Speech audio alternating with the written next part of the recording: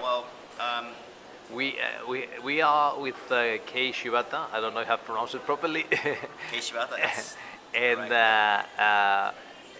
we would like to have this opportunity to know him a little bit better, and especially to know his insight of how technology and is going to affect travel and other verticals. So, Kei, please tell us a little bit more about you. Okay, so hi, my name is Kei Shibata.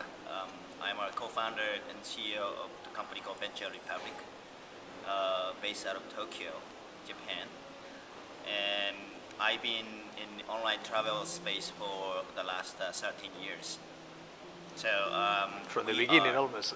What's that? From the beginning. Yeah, well, it's very early stage, yes, of the online travel back in 2001 when we started. So what we are doing is to run the travel Metasearch. We have two websites. One is Travel.jp, and the other is actually Hotel.jp. So idea is these days there are so many different online travel agencies in the world, and without exception, Japan is in the same situation. So so what the user is trying to do is to try to get the best deal by going into the different websites, and it takes a long time to figure out, what they exactly want to buy or book. So we actually came up with this idea, Travel Metasearch, 13 years ago. And our websites actually allow the users to search across the different the products from different suppliers, airlines, hoteliers, and online travel agencies, and also offline travel agencies too.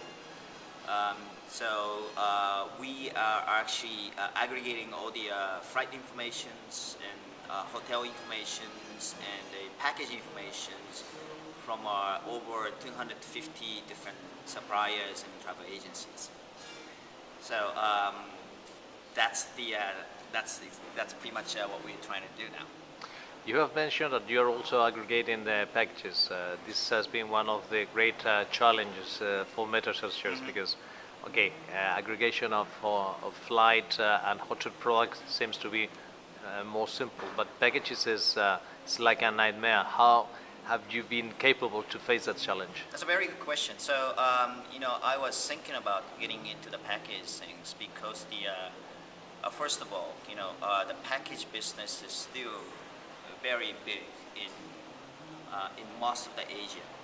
That includes Japan, China, or Southeast Asia, because the users or tourists still wanted to buy the package and then go to the overseas and even domestic travel.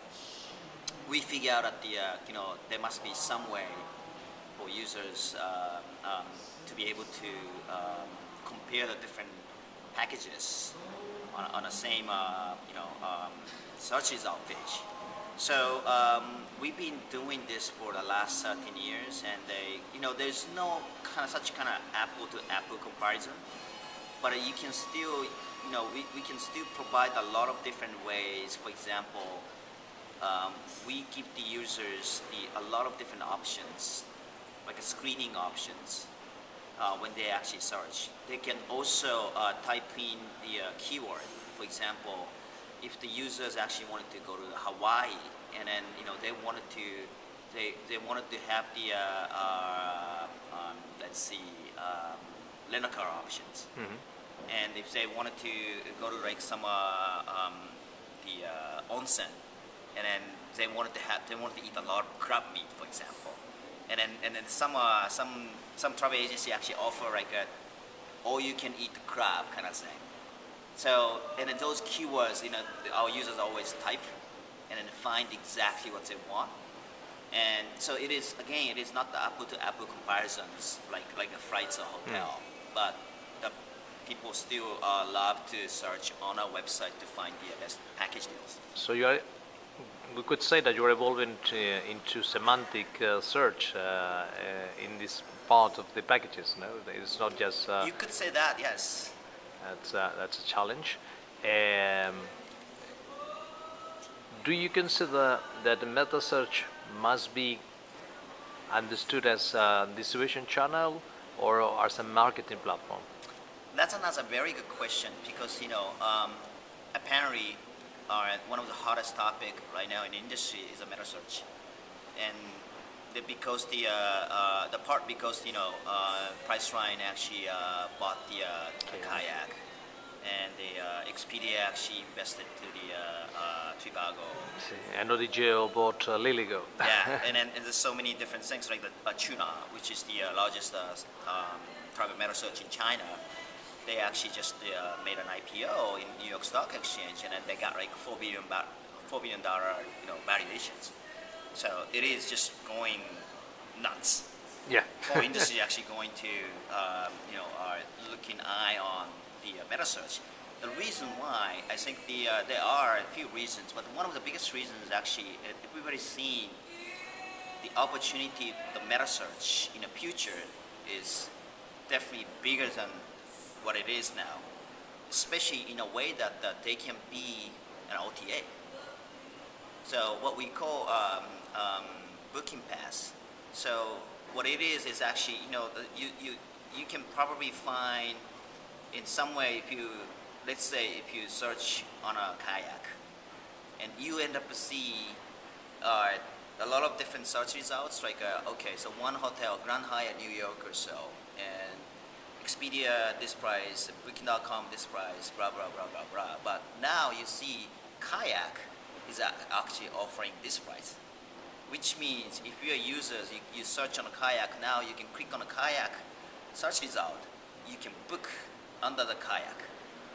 So essentially, the kayak is providing the transactional platform, transactional experience to the users. See, though they are not making the fulfillment directly, so they are using. They are using third-party solutions like Expedia Affiliate Network and all the other things. Actually, they began with this logic only with the mobile platform, and they have decided to move forward. Are you planning to do something similar to that in your company, or? Well, we are still kind of debating within our company because there might be some regulatory issues in Japan because we have some regulations about the travel agencies. So we still have to debate for a little bit more, but overall we are very positive to go to that direction. So maybe at some point in the future, a near future, we're probably going to introduce the same kind of business scheme. We can say that there are three main business lines for OTA, for Metasearch, transactional one, advertising, and technology as a technology provider or technology as a service. Which of these three do you think that will grow, or which, not only one, or some of them will grow more in the future? That's a very good question, and I still believe in the great growth potential in the Metasearch, because if you are users, I mean, a lot of users actually don't really know what the difference between OTAs and Metasearch. They think that if they wanted to go to the online travel websites. Right. So only us, I think, in the people in the industry, they say, oh, okay, that's Metasearch, that's the OTA or so. People don't really care. So having said that, I think the Metasearch, it's great because they have the no limitations on handling any kind of products in the world. So I think we're just starting the innovation right now, and then this innovation will probably gone for the next 1 decade or 2 decades. One of the problems for Metasearch is, apart from the investment in technology, is to be capable of acquiring enough traffic to resell that traffic to third parties. and that game is becoming more expensive every year. Do you think that this is a serious problem in the future, especially if we put that in relationship with the buying of meta searches by the large corporation, as you mentioned before? Well, that's a very big point, but I mean, please just remember, all right, how many size, what size of investment is necessary for the meta search to run? So, for example, we are actually generating more than 8 million monthly users. It's a very big size. Amazing. But can you guess how many people we have to run the whole thing? 2 websites. I don't know, 100 people. No, we have only like 43 people altogether. That's efficiency. Right. So that's what I'm trying to say. So we are quite competitive in terms of quite competitive, and we can be aggressive enough to acquire the users. So we can, in a sense, we can compete with OTAs. We can compete with airlines, and we can compete with the hotels. If we go out and have to acquire users on the same search engine result and everything else. So that's my point. So it is definitely becoming more and more expensive to acquire users these days.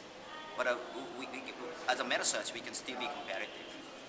Especially, might be it's a problem for new incumbents, but with companies like yours, with so many traffic, and so with so many people visiting them every month the website, I think that it's actually a barrier for new entrants. What's your opinion about the role that it's been playing in the travel industry, especially in the online travel industry? The let's call it the market part of the business. I mean, the VCs, the companies focusing on IPOs. It seems that there are 2 different leagues.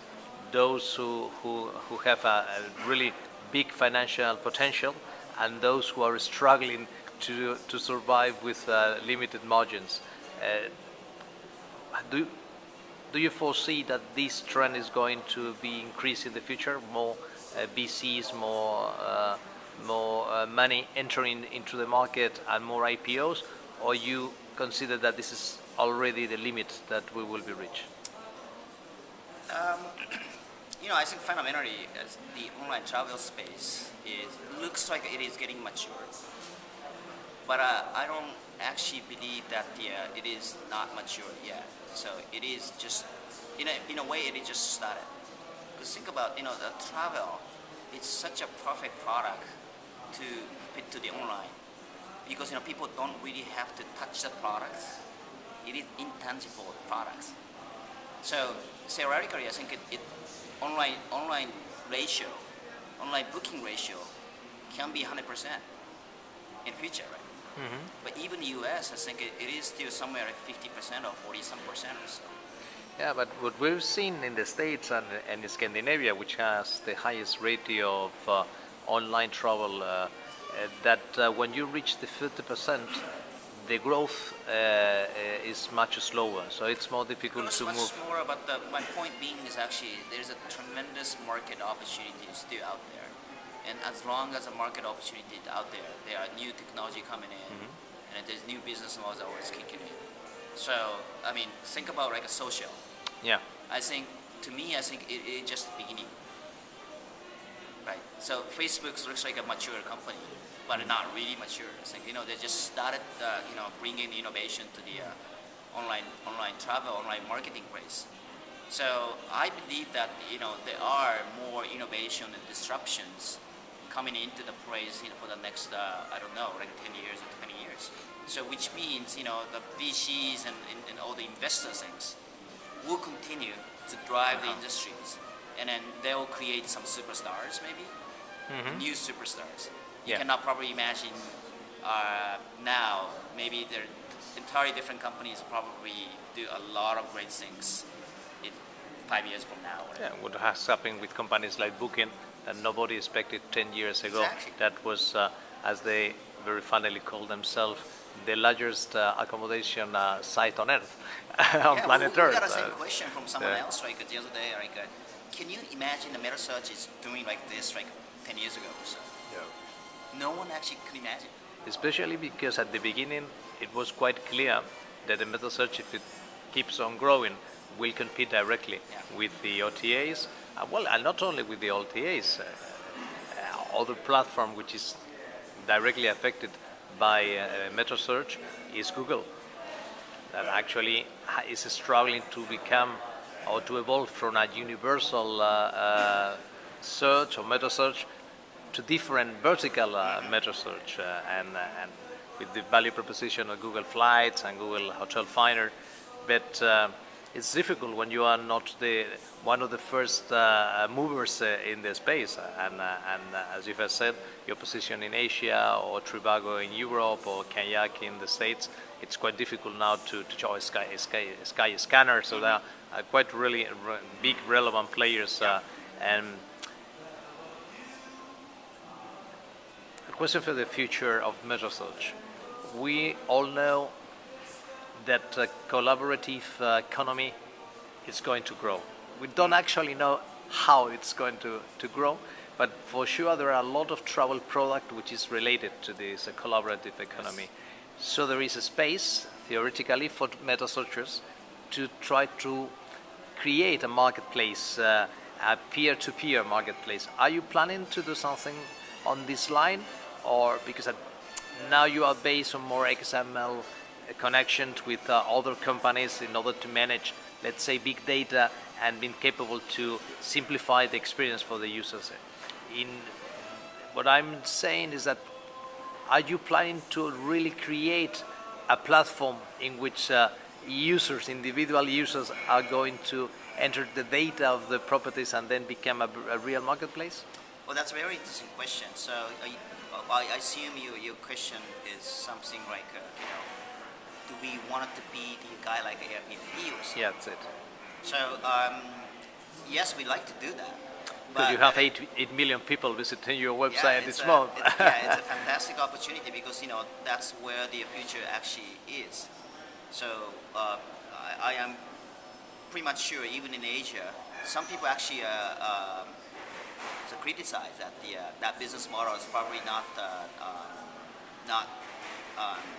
working in the country like Japan or so, because people actually live in a small space and then they don't have a space to offer things like that. But I don't normally believe that kind of thing, because way back like 10 years ago, who actually imagined that the people actually buying the clothes online? Yeah.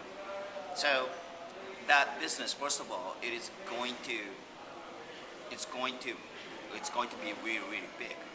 So having said that, we're definitely interested in building that kind of platform in the future. But the point is actually when, because you don't want to go too early, but you don't want to go too late. Yeah, it's so a problem. Find the exact time.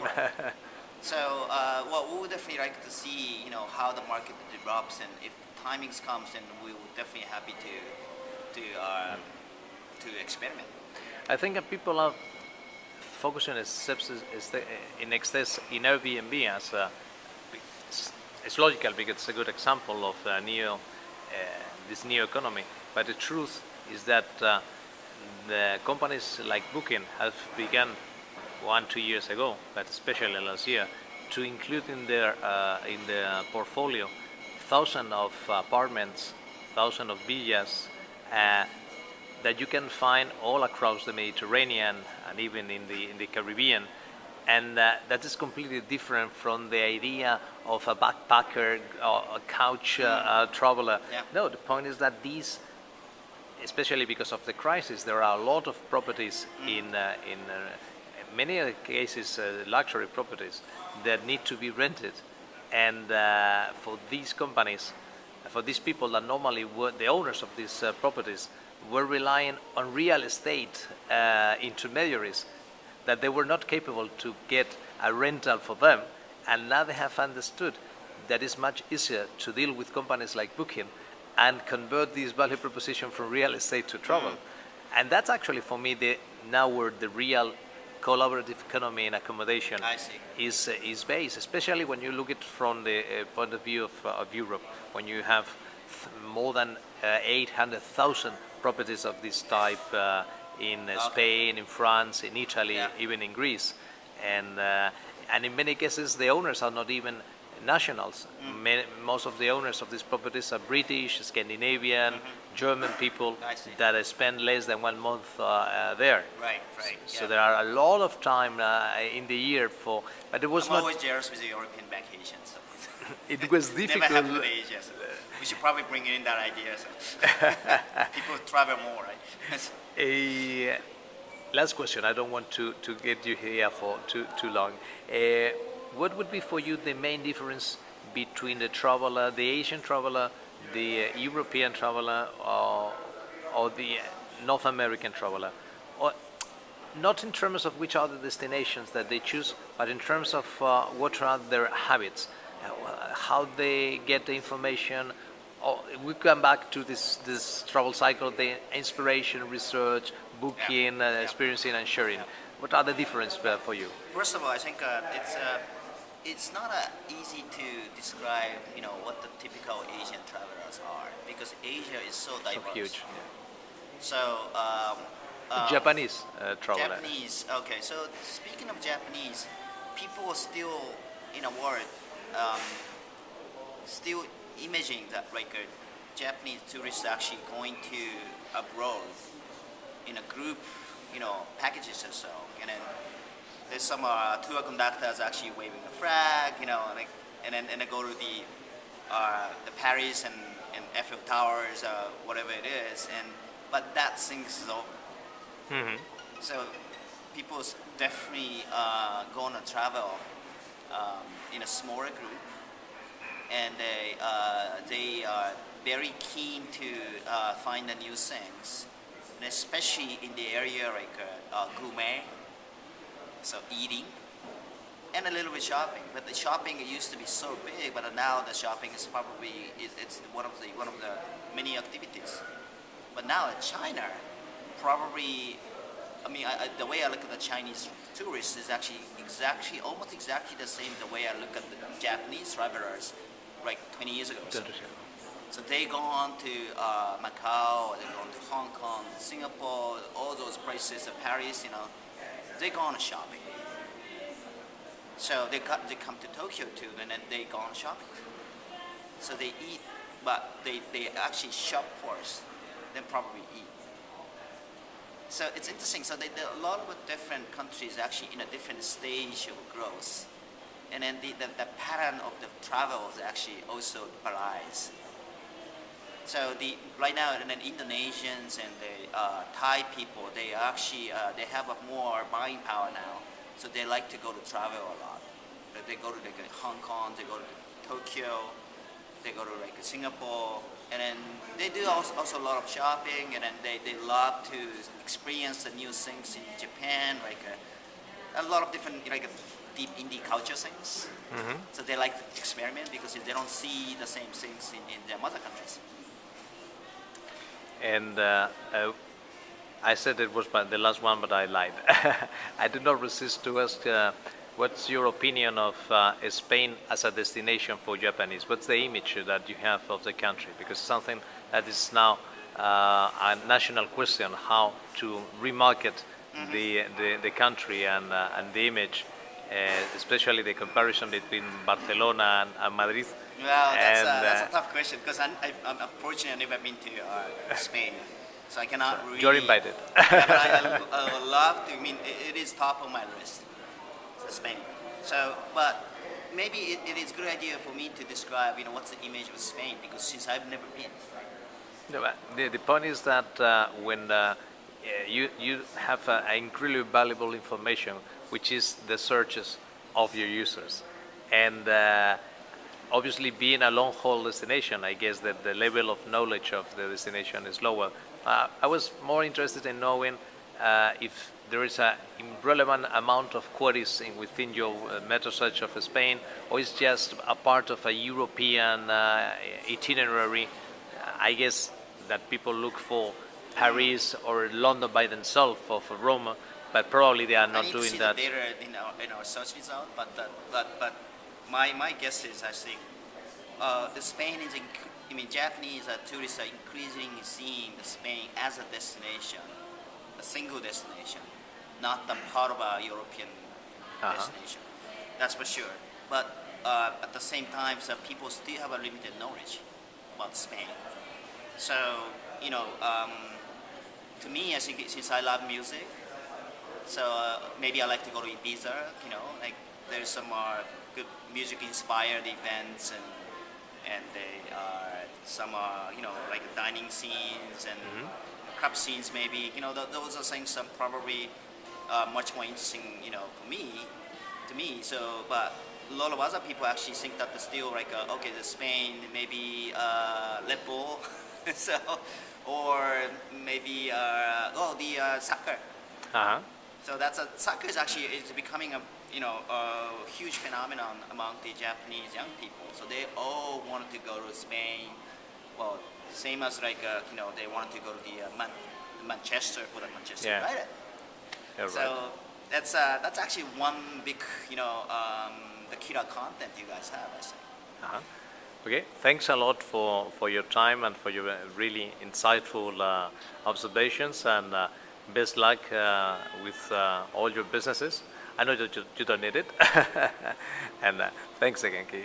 My pleasure. Thank you.